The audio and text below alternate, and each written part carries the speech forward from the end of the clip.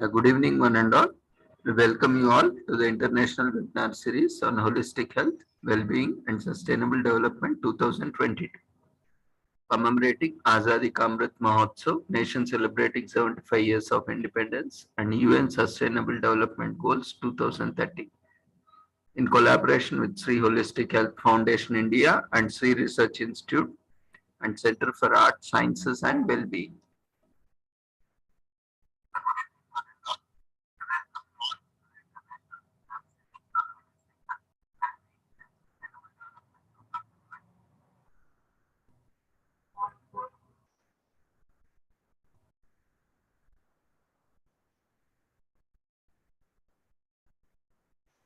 So before we start our session, let's take the blessings of Almighty.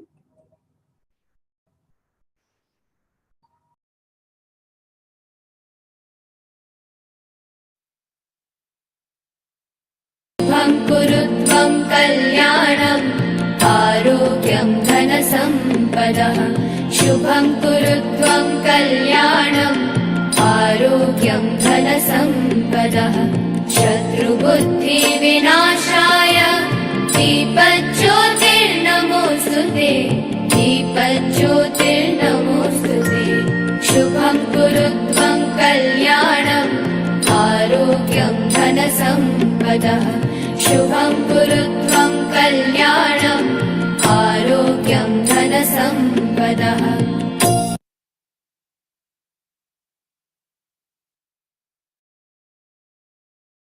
With the blessings of Almighty, we shall continue to today's session.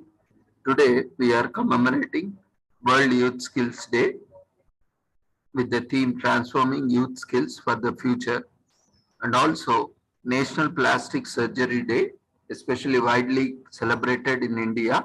And from this year, it is being celebrated as World Plastic Surgery Day across the world. So let's commemorate and congratulate, appreciate all the plastic surgeons across the world for this wonderful day. They have been beautifully doing their work and contributing to the health.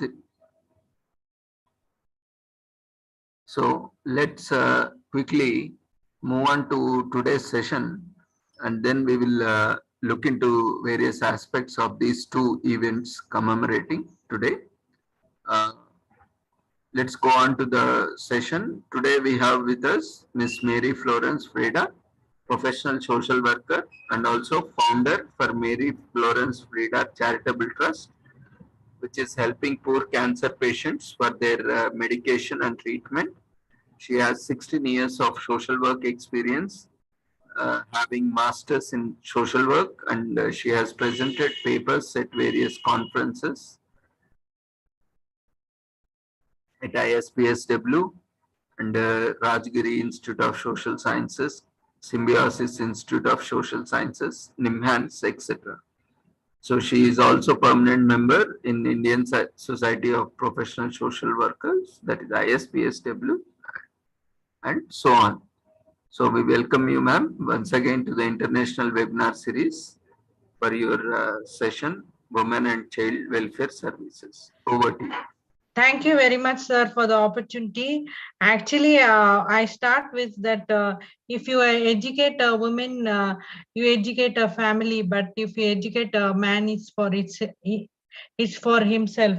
And I worked in Childline in Makla Saivani, which is in Bangalore, in the office of Police Commissioner office. There, there's a child helpline called 10098. If a child below 14 years, if he or she has a problem, they can call. It is a 24-hour helpline, and if they have problem like parents beating or parents abusing or relative abusing or any bad language, they can call that 24/7. Immediately that police will go to the place and they'll rescue the child, and they'll present in front of the child welfare committee, which is behind Kidwai Hospital, the child welfare committee. And according to that, if parents are willing to take, otherwise they will keep under the government of Karnataka Child, Women and Child Protection Act. And another things, when we child is bought, we identify the identification marks, like the mole in the uh, face or any part of the body, and we take separate counseling sessions for what reason the child is come to railway station or bus station and what problem it faced, and we interview personally and we submit to the senior officer, and there the psychologist will interview, and after that police will do his investigation, and then this how the child helpline does. And in the same campus, a women's helpline is there, that is 1091. If any woman is harassed by the man in wedding or marriage or some boyfriend or girlfriend issue, they can approach the women's helpline without any hesitation if you call. And if it is need to be legal case, then they have Karnataka lawyers who will be uh, doing free of service for the clients. And there is another organization which is called Vimochana, and it is run by that previous defense minister George Fernandez. His sister-in-law that is Donna Fernandez, which is a big NGO in Bangalore, and she's MSW PhD, and she's studied law also, and she fights in courts, though she's not done LLB, but she fights in courts with a white coat in court, and she justifies for dowry cases, and she solves the problem personally. She goes and solves the problem and tries to join them. She does lot of counseling and the special therapy session, couple therapy, then motivation therapy, like that. She gives lot of encouragement and tries 90%, 90 to 96%, she tries them to join them together. If that really that both people don't agree, then she'll approach a lawyer who is working for the government of Karnataka free service. We only approach, no need to go for private lawyer. They only will pay and they will conduct that case, and they will give the amount to the girl. This is one thing I worked there. And another thing is I worked 2 years in the women and child department behind Kidwai Hospital. There the women and child welfare department, in that 8 homes is there. One is the boys home, the second is the girls home, third is the state home, third one is MR department, and another one is the abandoned girls, children below 5 years, and another thing is the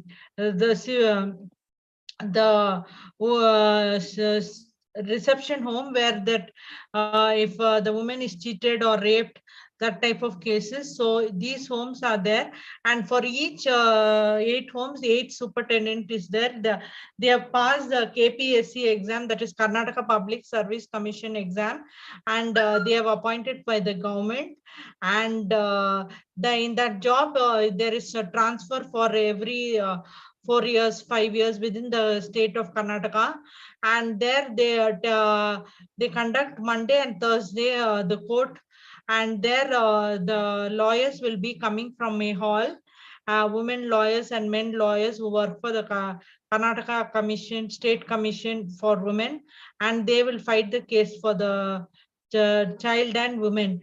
And other than that, in reception home, if any girl is if is abandoned by the parents, or they showed indifference between the gender, like boy girl, we have conducted free marriages also, so that superintendent and the team are evolving that they see a guy or a girl, for that they see a guy and they will conduct in the government chowtry for a simple reception and a simple Mangal Sutram they do, and they invite for simple lunch also. I have attended that also. And if any girl below 18 is abandoned forced by parents that this guy you marry because he's a relative, or he's come from a rich family, you get married to him. If parents give torture also, that girl can call that help child, come directly to child welfare committee and report. So they'll find a job, and they will if the girl is uneducated, they find a job according to a level. If he's educated, means they will leave to college. Some of the girls are studying in top colleges in Bangalore also, through government letter from the child welfare committee and women and child department. Main department is in the Majestic, Bangalore. And another thing is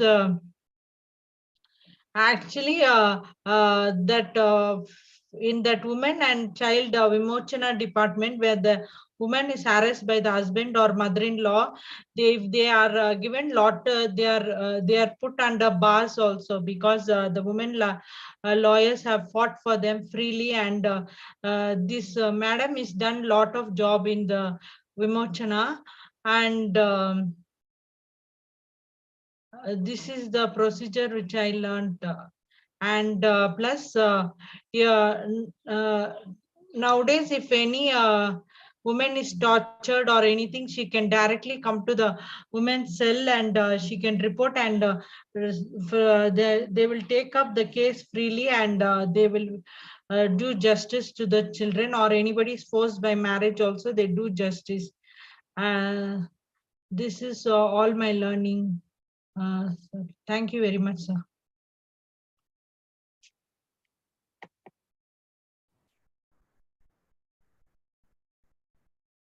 Thank you, Mary ma'am, for sharing your insights. What all are, if participants have any queries, feel free to unmute yourself and ask, or you can raise your hand, or you can share it in chat box.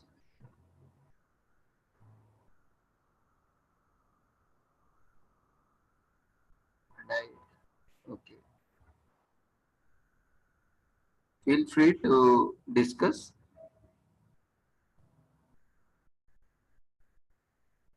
Okay, Mary ma'am, there is one query. What is,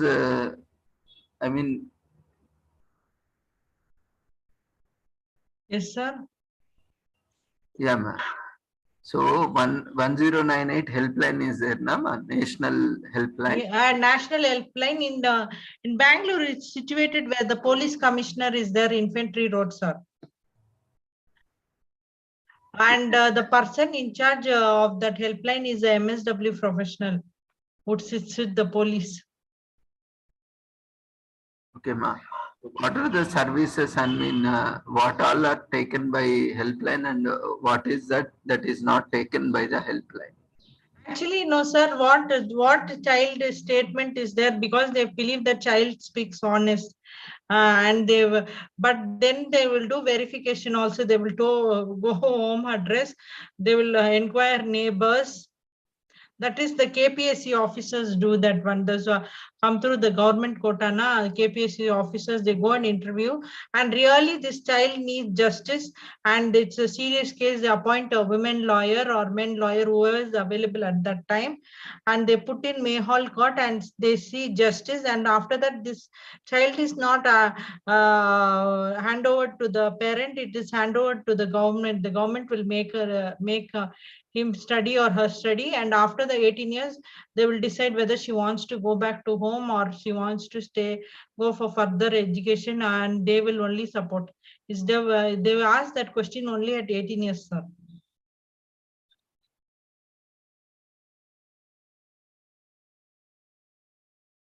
And one more thing I forgot to tell, that I worked in remand home also. There, this theft, this rape case, all guys are there. And when we interview that guys, no, all boys, no girls there in the remand home. It's is opposite to Madiwala Market in Bangalore. What that guys tell, na, my father had 2 wives, madam.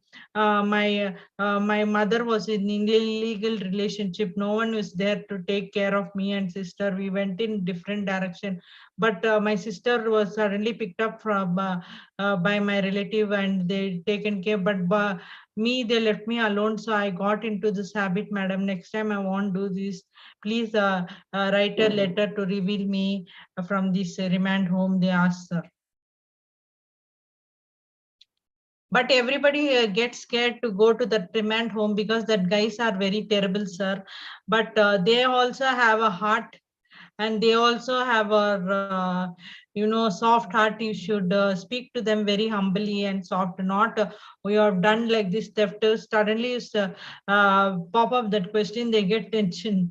So many people got scared, sir. I was selected in the child welfare committee to go alone. I did, and I did 6 months there in remand home.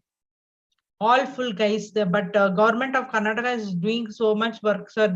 It buys 10 clothes for them, and morning breakfast, there are 3 breakfast: idli, dosa, puri, the 3 type of breakfast. And afternoon lunch is given with cereals, vegetables, 2 palya, 2 side dish, one cereal, 1 fruit, curd.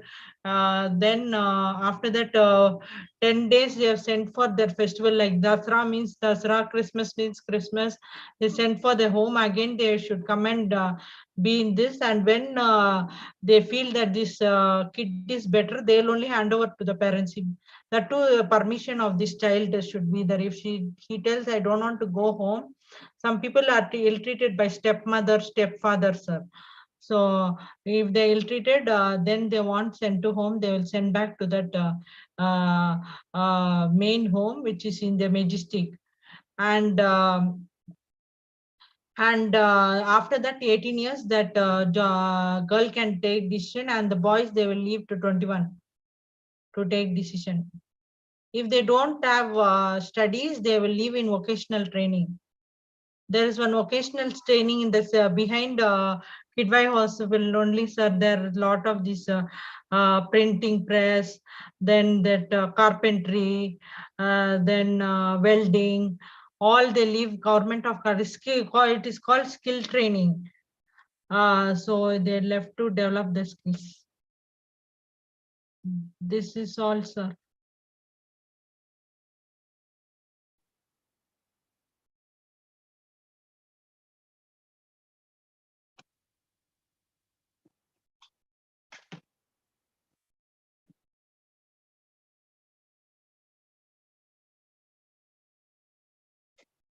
Hi, sir. Sir.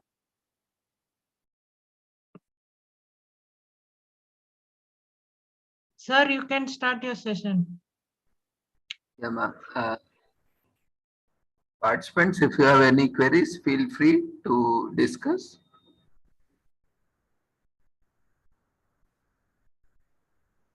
Otherwise, we'll move on to session.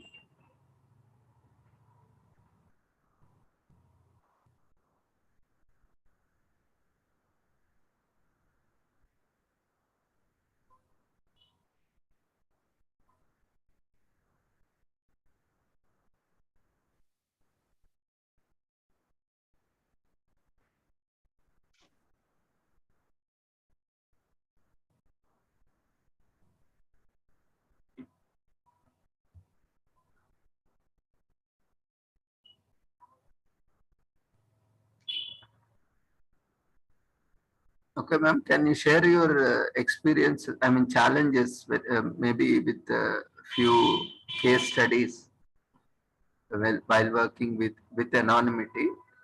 Actually, Kind of the main challenges things you face.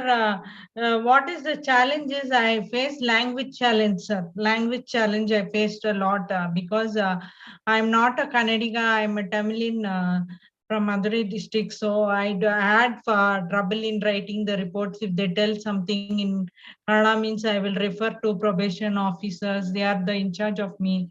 So I will refer them and write, and everything goes in Kannada.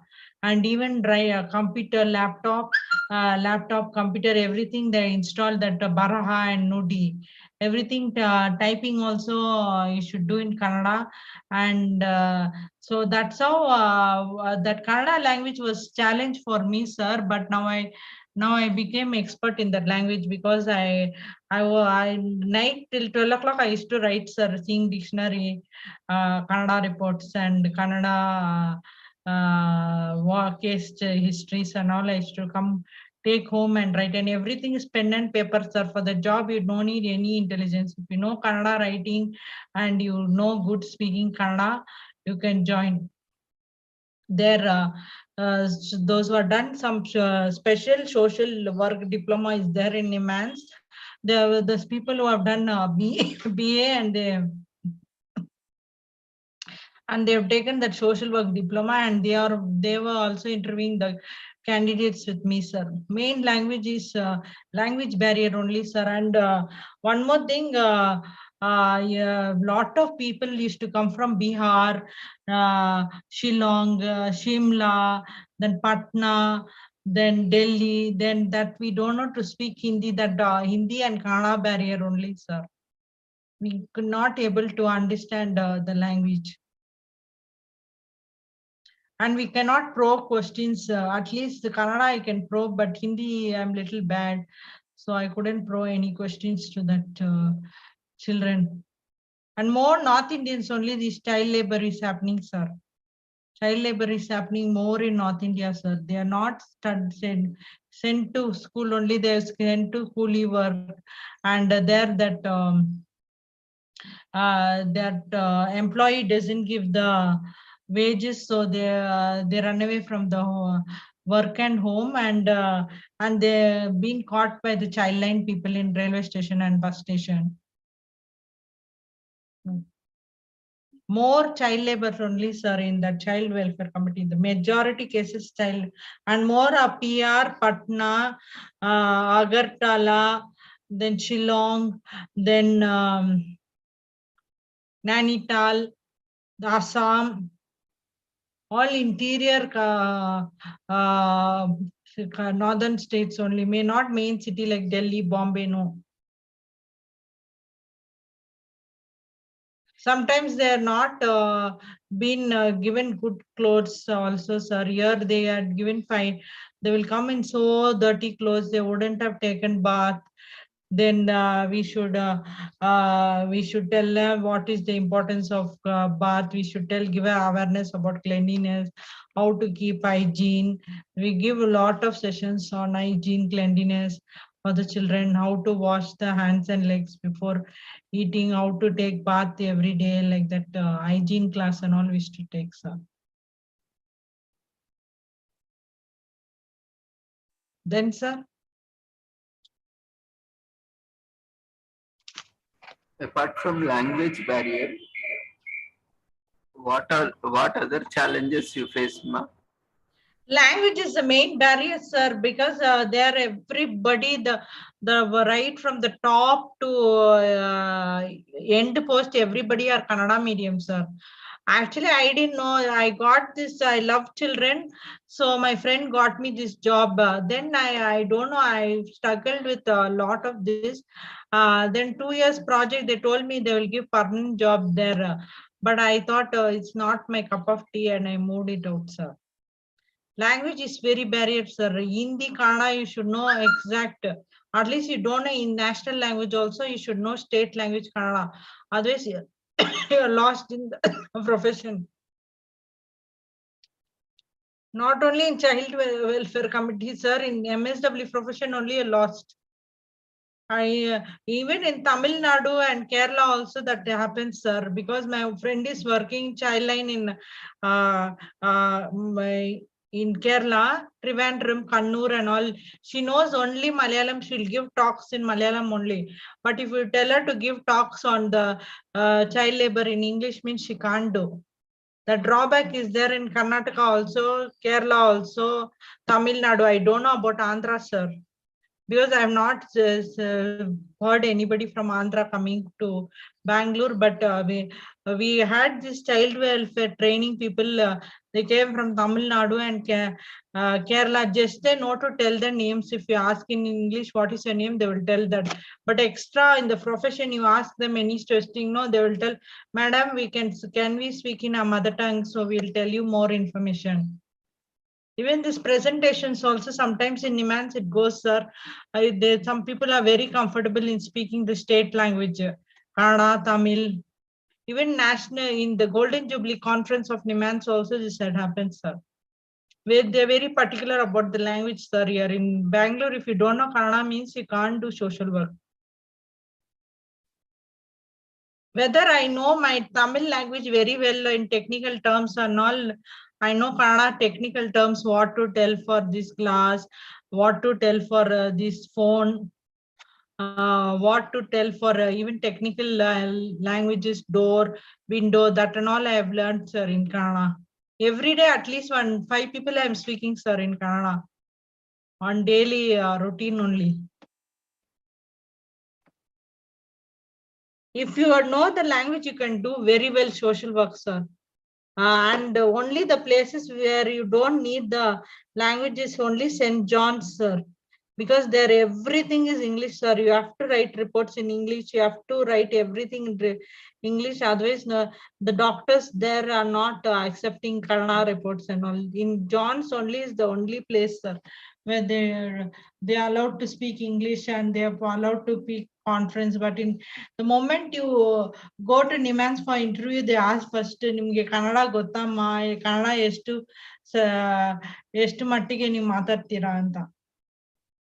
They ask that how much level you can speak Kannada. They ask that first question, sir. And most of the Nimans projects is in the villages, they ask how much you know to speak Kannada, how much you can interact with the students in Kannada or clients in Kannada. This is all, sir. Any other questions from you, sir? You can ask me, I'll tell, sir.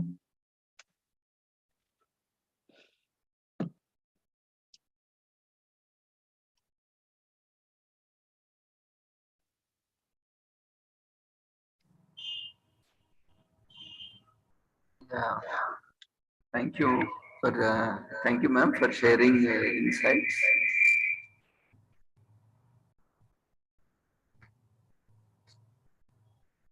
So participants, if you have any queries, we can move on. Otherwise, let's watch a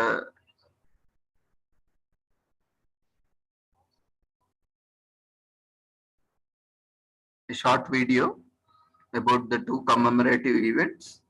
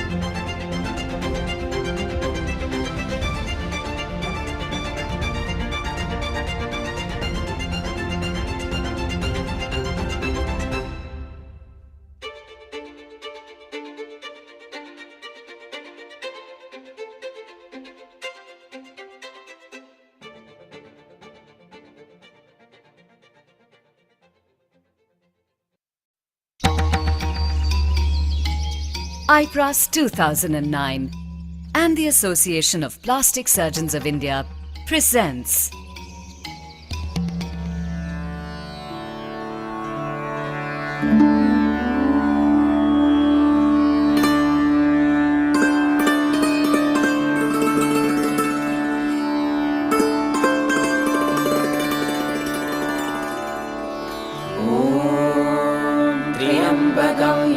Varanasi, the city of God and lights, the beating heart of the Hindu, Jain and Buddhist universe, and one of the oldest living cities of the world. Situated on the banks of the Ganges, it is an ever-flowing symbol of hope for the devotees who take a dip in its holy waters in search of salvation. Known as Kashi in the past, this holy city was renamed as Banaras and once again as Varanasi, which is its modern-day name. Archaeologically, the history of Varanasi goes back to about 1200 BC. There is a continuous habitation at the mound which we have excavated near the Adi Keshav Ghat of Varanasi. That's why we say that this is the earliest living city on earth. Varanasi has a rich history of being a center of advanced learning. Even the present-day Banaras Hindu University is unique in itself, where ancient Ayurveda as well as modern medicine are taught beside each other. Historically, all branches of learning from art, culture, religion, science, medicine and philosophy prospered in this extraordinary city. It was here that Tulsidas wrote Ramcharitmanas. Lord Buddha delivered his first sermon after gaining enlightenment at Bodh Gaya, and the sage Sushrut practiced Ayurvedic surgery. Amongst Varanasi's many contributions to the world of science, Ayurveda is possibly the best known. The four main Vedas of Hindu mythology are the Rig Veda, the Yajur Veda, the Sam Veda and the Atharv Veda. Ayurveda, or the knowledge of life, is an evolution of the Atharv Veda and is a system of traditional medicine originating in the Indian subcontinent. In Ayurveda, principles of the universe such as fire, earth, water, space and air come together to make three different types of bioenergies or doshas which constitute the human body. When any of the three doshas of Vat, Pit, Kaph accumulate in the body beyond a desirable limit, the body loses its balance. Ayurveda itself dates back to the Vedic age, which spans from 1500 BC to 600 BC. It was divided into 8 branches, dealing with topics ranging from internal medicine and psychiatry to toxicology and surgery.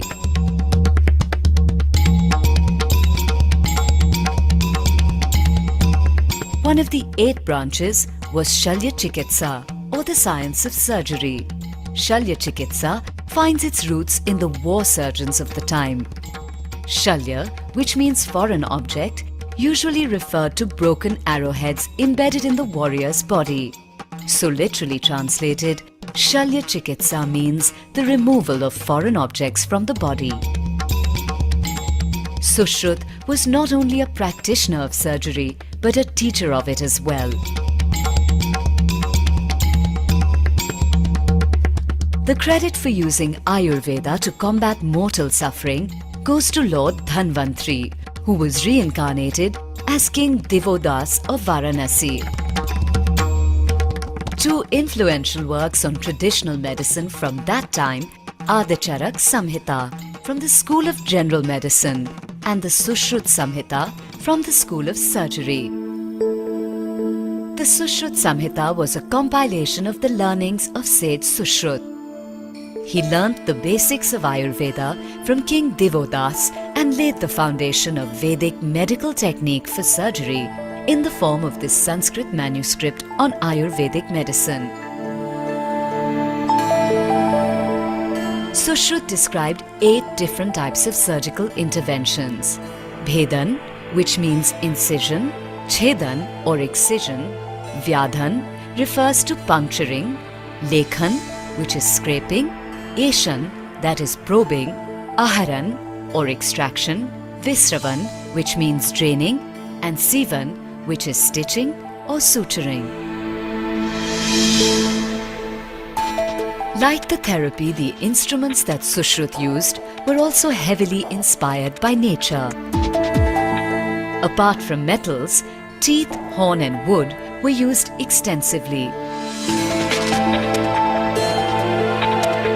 The mouths of these appliances usually resembled those of different birds and animals that he observed.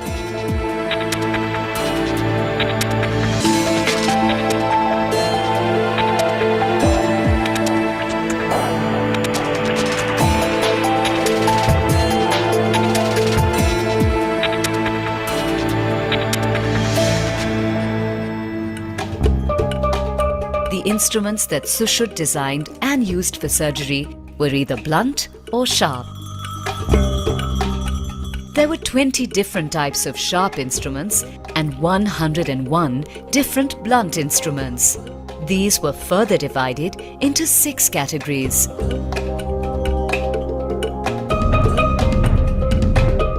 What is truly astounding is that today's lion jawbone holding forceps, commonly used in orthopedic surgical procedures around the world, seems to have directly evolved from Sushruta's Singhmukh Yantra of 600 BC.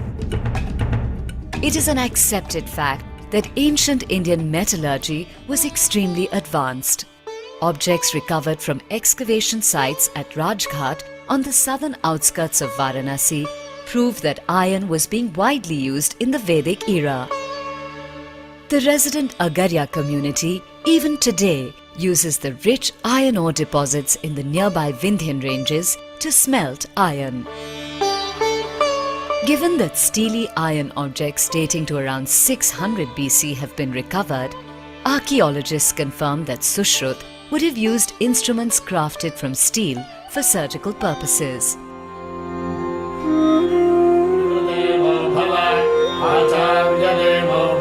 Sushruta believed that to understand Ayurveda, it was important to understand the human anatomy.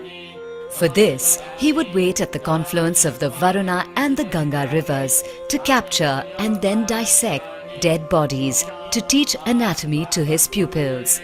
This was considered desecration by most Hindus. Sushruta proposed first to deal with embryology and then the anatomy of the human body, which is an extension of the embryo. His description of a woman's ovarian fluids and a man's sperm that combined to make an embryo was seminal and millennia ahead of his time. Sushruta divided the human body into 3 categories: superficial structures, internal structures, and deeper structures. He often wrote in painstaking detail about the various organs of the body. He even enumerated 700 veins and up to 24 main arteries. During the process of surgery to alleviate pain, Sushruta used medicated wine to intoxicate and desensitize the patient.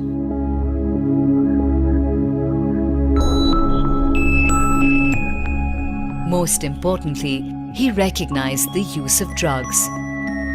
Sushruta detailed and described about 650 different types of drugs, including 395 of plant origin, 57 substances of animal origin, and 64 mineral substances and metals.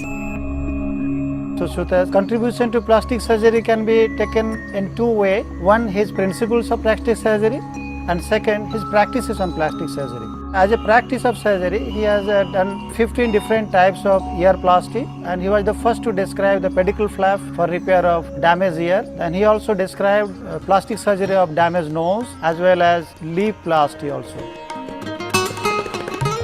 His shloka on one of his principles is particularly pertinent, where he has written, "Plastic surgery is a relationship between flesh and blood, where if there is excess or lack of blood, the graft will not survive." This is remarkably similar to what Sir Harold Gillies wrote in the 20th century. Plastic surgery is a race between beauty and blood supply. Going above and beyond his role as a surgeon, he showed compassion towards those who suffered. He developed rhinoplasty to reconstruct noses for people who'd been deformed or had their nose amputated as a form of criminal punishment. He followed the technique of dissecting living skin from the cheek and grafting it onto the nose, which is the precursor to the subsequent Indian forehead flap rhinoplasty. His most astounding revelation about flaps comes in the form of his most sublime shloka, Sanubandhen Jivitaha, which when literally translated means, through continuity survives. It single-handedly established the principle of the need of a viable pedicle in continuity for the survival of the flap, which was 2 millennia before modern medicine enunciated it formally. Talking of the importance of hemostasis, he says, Dehasya rudhiram moolam rudhirenaiva dharate tasmad yatnena sangraksham raktam jeev iti sthitih. blood is the origin of the body. The body totally depends upon it. Hence, every attempt must be made to preserve it. About the qualities of an incision, he writes, Tatrayato vishala sama suvibhakto nirashray iti vranaguna. These are the qualities of a good incision. It should be of adequate length, extensible, having regular and uniformly cut edges, having all the layers cleanly incised, and should be independent. These and many more shlokas are found in the Sushrut Samhita, which itself is divided into 2 parts. Both parts deal with different states of medicine. They contain 184 chapters, a description of 1120 illnesses, a detailed study on anatomy and surgery, as well as the basic tenets of most modern medical practices. Sushrut's legacy in the field of surgery is varied. His principles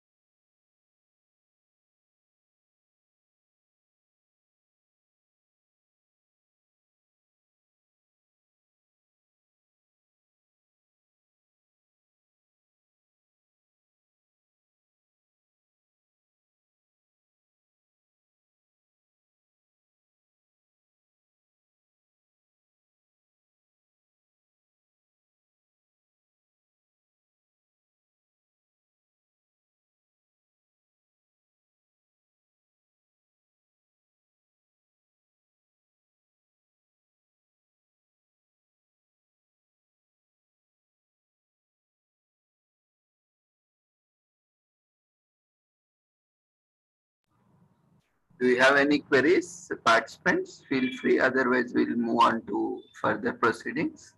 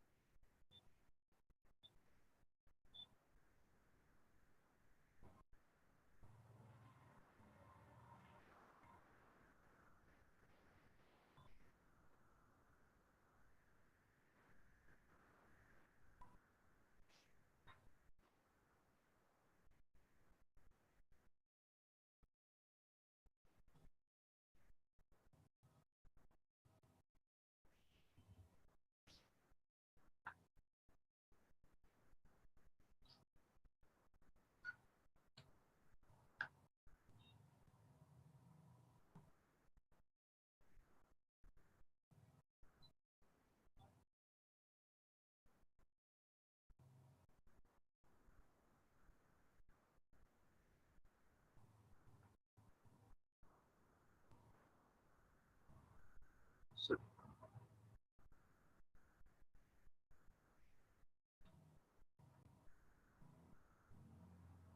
so today we have seen that we are celebrating World Skills Day, Youth Skills Day.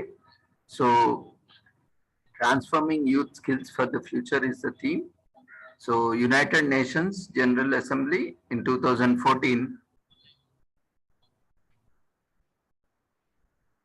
declared 15th July as World Youth Skills Day to celebrate the strategic importance of equipping young people with skills for employment, decent work and entrepreneurship. Since then, World Youth Skills Day has provided a unique opportunity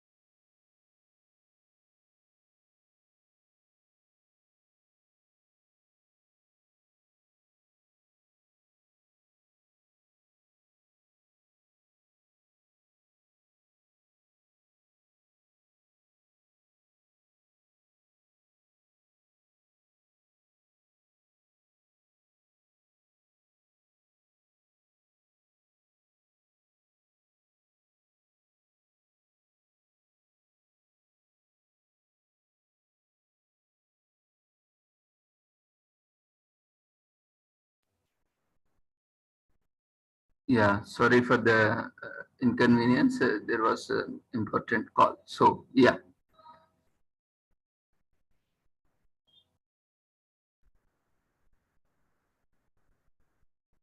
So since then, World Youth Skills Day has provided a unique opportunity for dialogue between young people, technical and vocational education and training institutions, firms, employers and workers organizations, policymakers and development partners.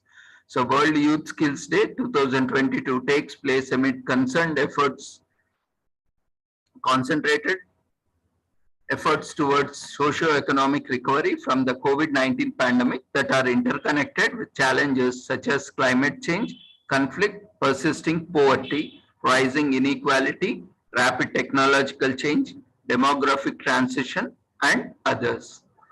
So the emphasis is on training young people with technical and vocational education and training, and young women and girls, young persons with disabilities, young from poorer households, rural communities, indigenous peoples and minority groups, as well as those who suffer from the consequences of violent conflict and political instability continue to be excluded due to a combination of factors. In addition, the crisis has accelerated several transitions the world of work was already undergoing, which add layers of uncertainty regarding the skills and competencies that will be in demand after the pandemic is overcome. So these technical and vocational education and training institutions are well placed to help address these challenges by reducing access barriers to the world of work, ensuring that skills gained are recognized and certified and are offering skill development opportunities for out of school youth and those not in employment, education of training during this decade of action.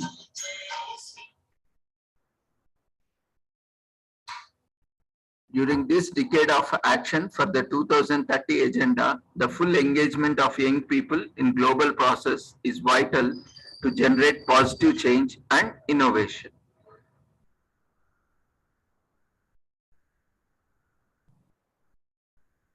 Youth Matters, Celebrating Skills for the Future is organized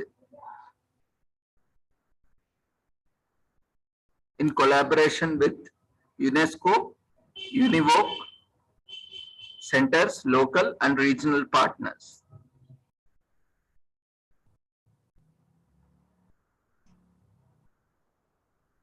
So these technical and vocational institutions are primarily like ITIs, Industrial Training Institutes, and ATIs, Advanced Training Institutes, Polytechnics, which train the youth in various skill trades, which can help them to gain employment.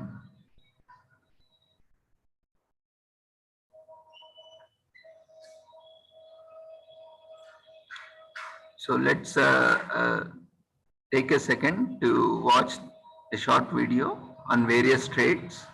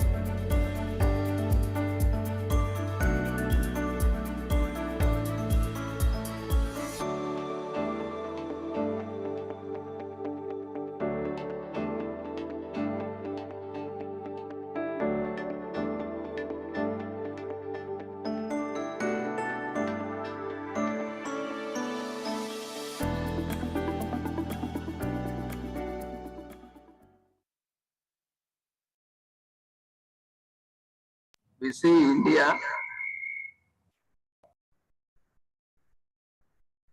has the largest youth population, and there is a great need for skill development and vocational training.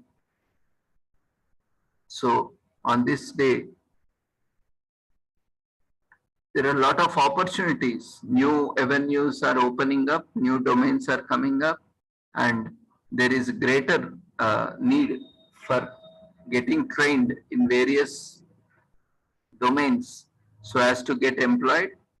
So skills has to be transformed as per the requirements, which will not only help them to get employed, but also improve the nation's capital. So with this,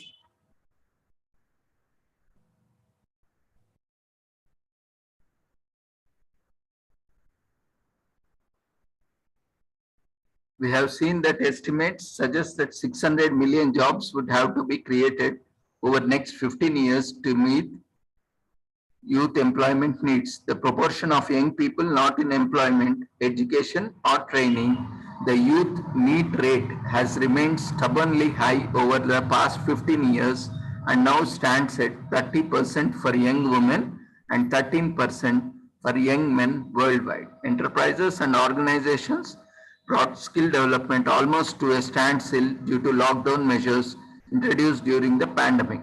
Training was interrupted for 86% of apprentices and 83% of interns trainees. Nearly half of the enterprises have stopped paying stipend or wages to apprentices, interns, and trainees. The youth population will grow by more than 78 million between 2021 and 2030. Low-income countries will account for nearly half of that increase. Education and training systems need to respond to this challenge.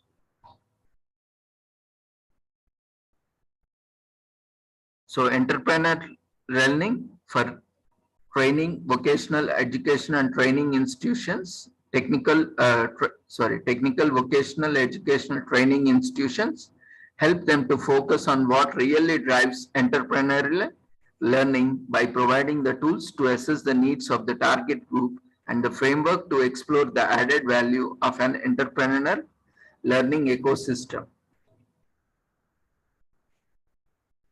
Now, why this is important?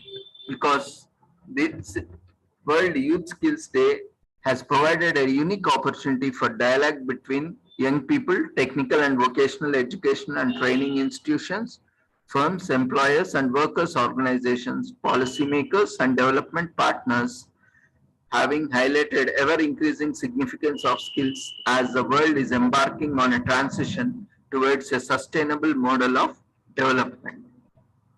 Now, education and training are central to the achievement of 2030 Sustainable Development Goals Agenda.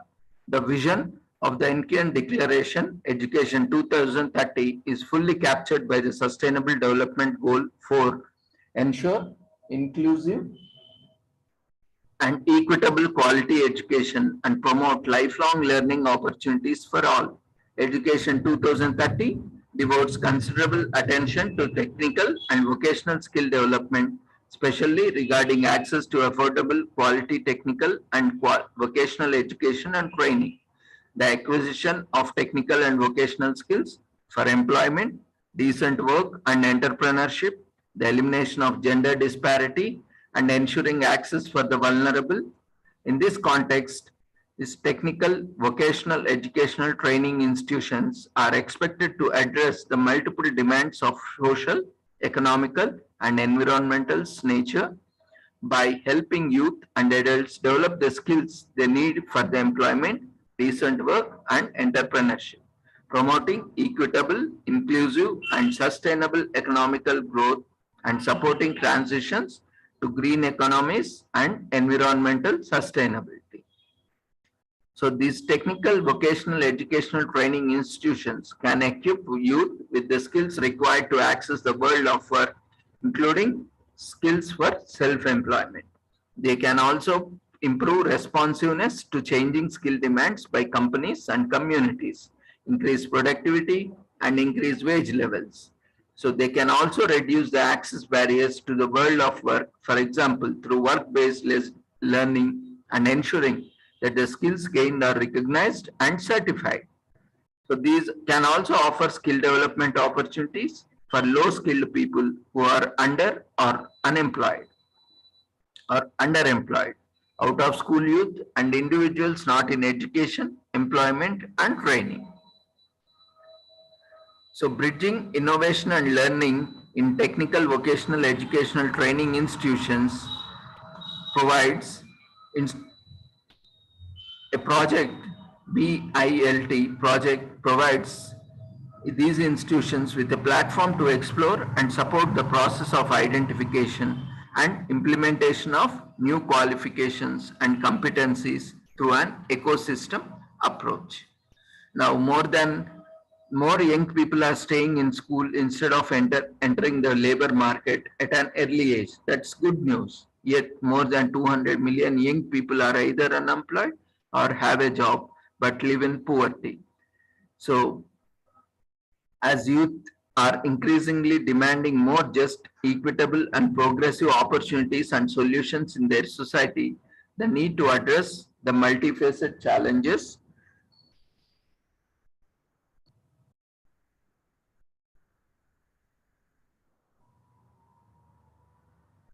faced by the young people, such as access to education, health, employment, and gender equality, have become more pressing than ever. So, with such importance, more and more technical vocational training institutions are required to impart skill education and vocational education so that more skills can be imparted through education and training and more youth can be employed.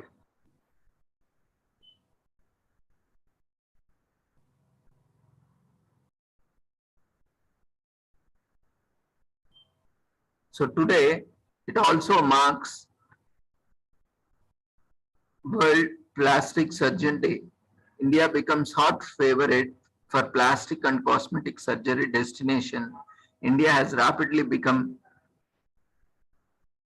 a choice for worldwide people just because people get world-class facilities at more affordable and economical cost higher than and higher success rates and safety measures.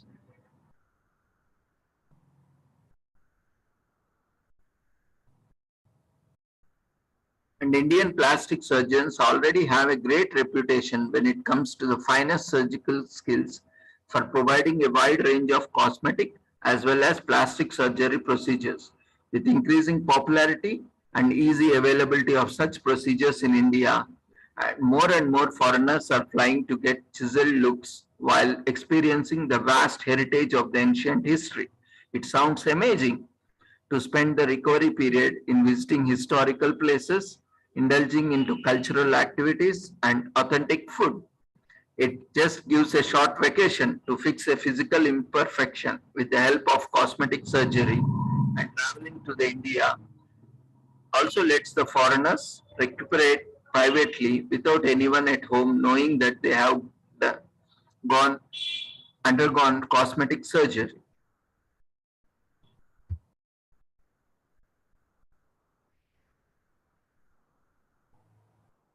So medical tourism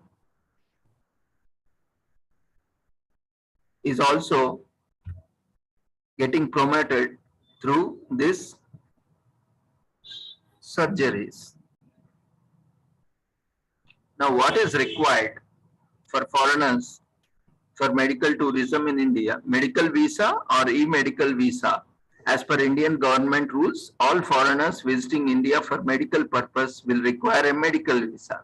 There are few countries whose citizens are eligible to apply for a e-medical visa, that is electronic medical visa, which a really easy and quick process. If you belong to any of these countries, you can apply for a e-medical visa. To apply either type of medical visa, you will need a certificate letter from your Indian plastic surgeon, which can be issued to you after you provide them your few details as asked in the M-Visa certificate form. After you fill those details, your doctor can email you a copy of signed certificate in PDF format, and this copy will be needed as a document requirement during application of the medical visa. Please note that no medical treatment except emergency medical situations are allowed to any foreigner in India on any other type of visa except for a medical or e-medical visa. So Form C is a general information from the hospital to the concerned government officials, that is Foreign Regional Registration Office, FRRO, of a foreigner's arrival in their hospital. The required formalities for this procedure will be done by the hospital staff, and all you need to do is fill a Form C, which will be provided to you once you are in their office. FRRO registration with personal visit at the foreigners regional registration office is required within 14 days of arrival if the duration of stay on your medical visa exceeds 180 days. Even if you don't intend to stay here for that period, patients from Pakistan, Bangladesh are required to register their arrival within 24 hours with the nearest police station, commissioner office. The concerned hospital staff will guide you for the same. We advise you to make sure that your visa doesn't exceed 180 days to avoid this, to enjoy medical tourism and happy surgical procedures.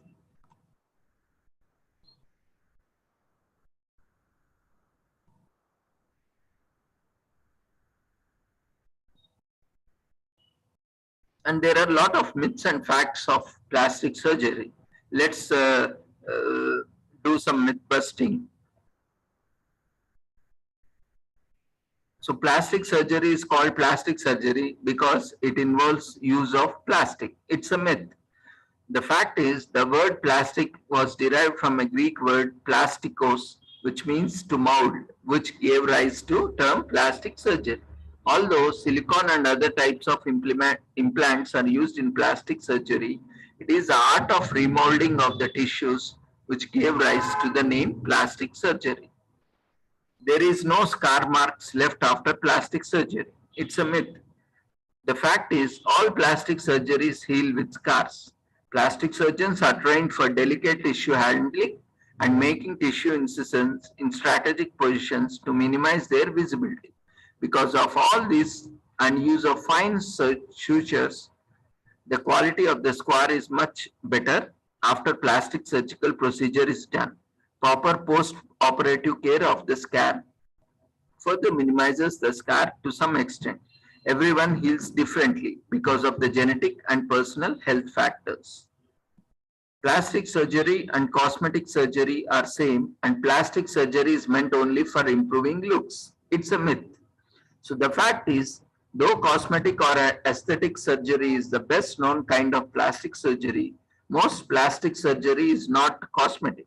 Plastic surgery has got a very broad spectrum and can be divided into further subspecialties like hand surgery, microsurgery, craniomaxillofacial surgery, pediatric plastic surgery, and cosmetic surgery. Plastic surgery is mostly involved with improvement of function first and then form and looks. Plastic surgery is very expensive and meant only for rich and famous. It's a myth. Most of the plastic surgery procedures are affordable to common people. The vast majority of people undergoing plastic surgery are the common people. It is probably because of the glamour associated with the term plastic surgery that it is considered very expensive.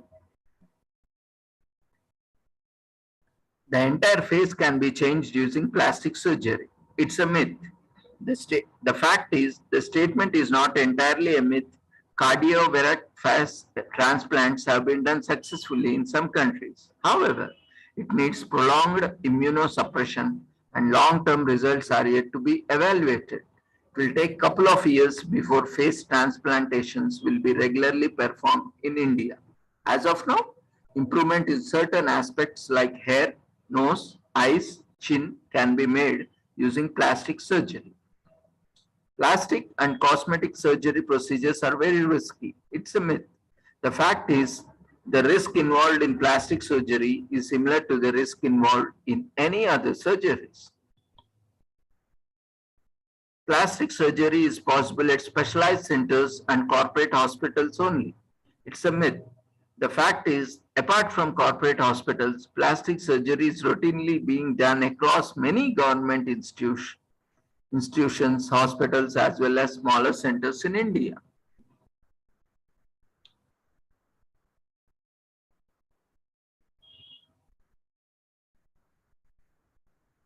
So let's also look into the scope of plastic surgery.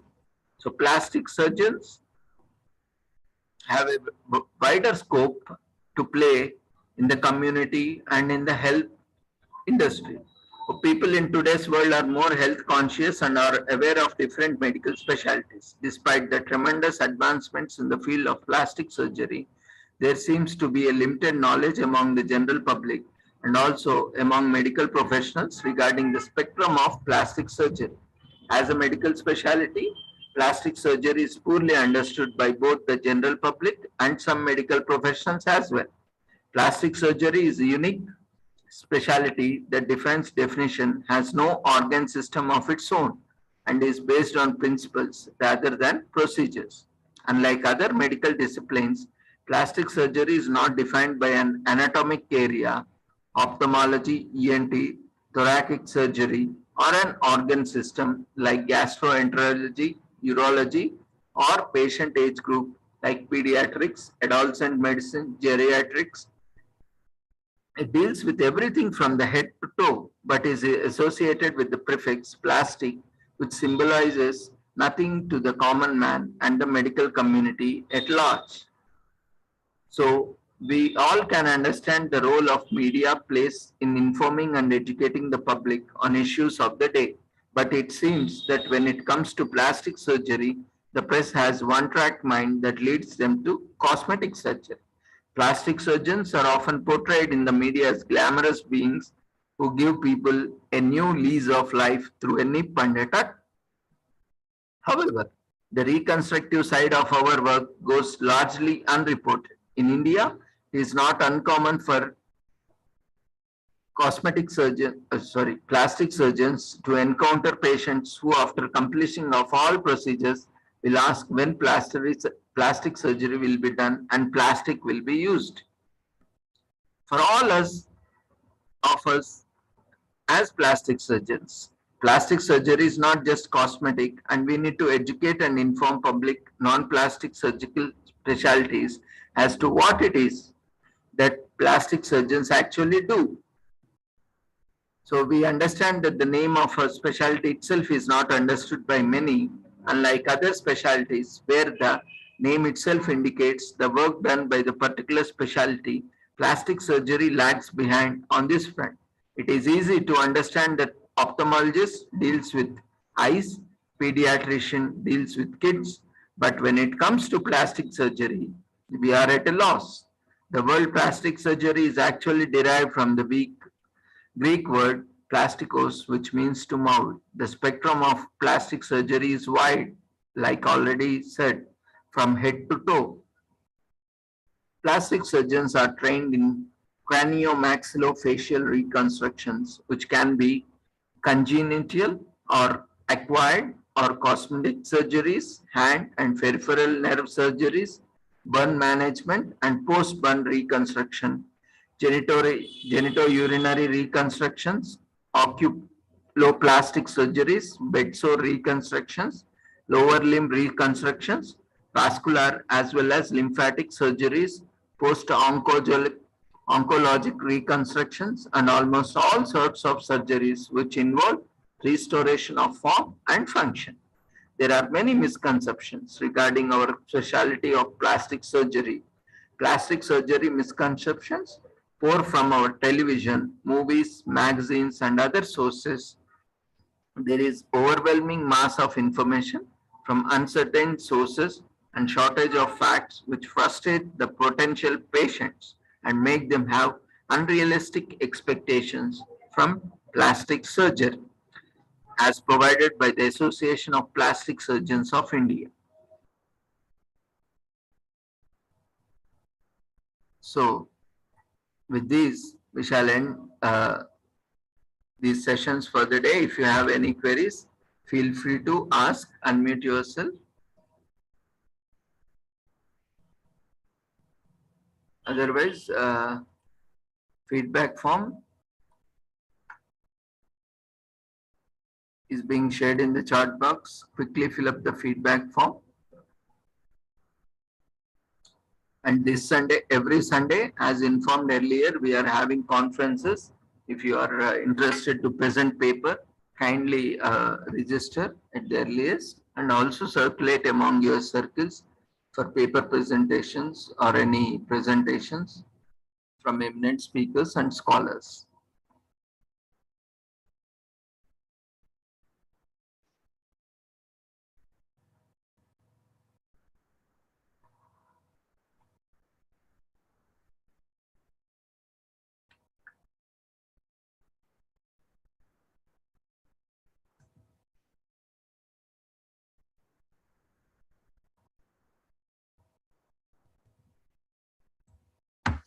Feedback form has been shared in the chat box. Kindly fill up the feedback form before we leave the webinar. And we thank you once again, one and all, for joining us for the international webinar series. Keep joining daily from 6 to 8 and Sundays 11 to 5 with the same link. We'll have different topics from various speakers across the world. Thank you, everyone. Take care. Good night. Before leaving, kindly fill up the feedback form. So we are also demonstrating, we have made a point to demonstrate daily. So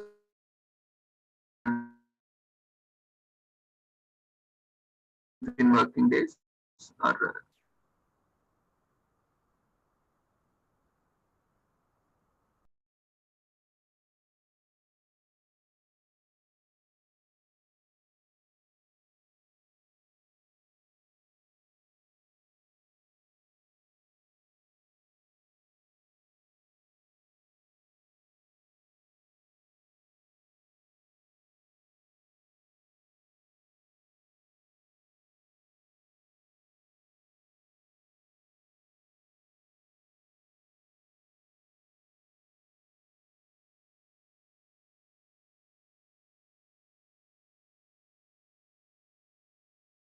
in the meanwhile, quickly fill up the feedback form.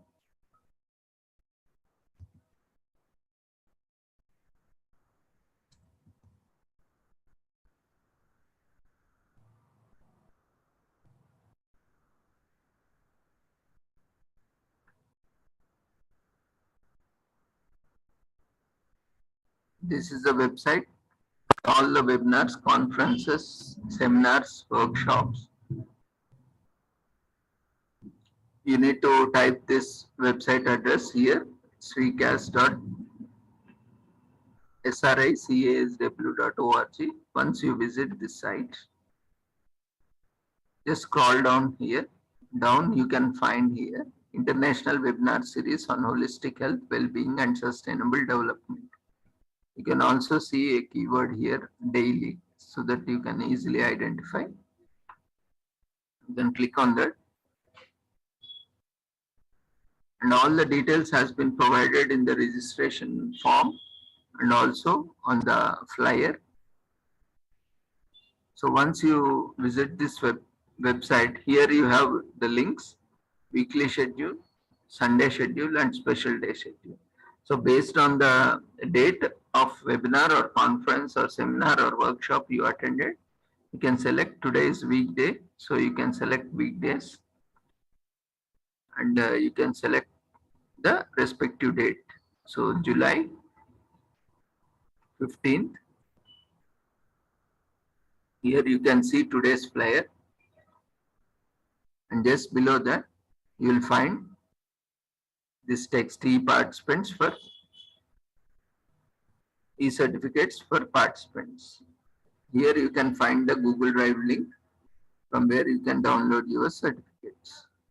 After 15 working days or within 15 working days, generally after 1 week, you can visit this website and download your certificate. So eligibility is you have to register for the webinar series and you need to attend and you need to fill the feedback form. So many participants are calling or messaging immediately after webinar. So in spite of, it's a very clear message. I don't know why many people are not able to understand. I mean, whoever has contacted, it's very simple. You register, you only need to remember this website address and the date on which you have attended. After registration, you can visit website and download your certificates. It's very simple. Don't complicate.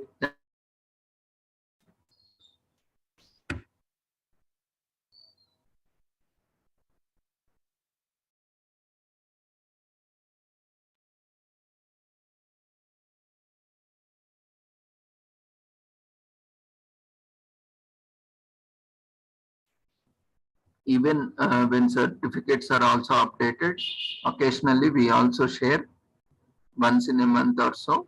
We'll be sharing the details of all the webinars, conference, workshops which certificates have been released, not on a daily basis, but occasionally. So it will be very useful, and for upcoming events, conferences, workshops, webinars, all the information will be shared so that you will not miss them. So do not miss to join our Facebook group and Telegram channel.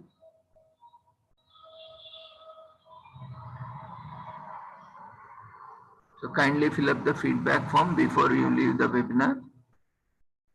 So see you all tomorrow at the same time. Take care. Good night.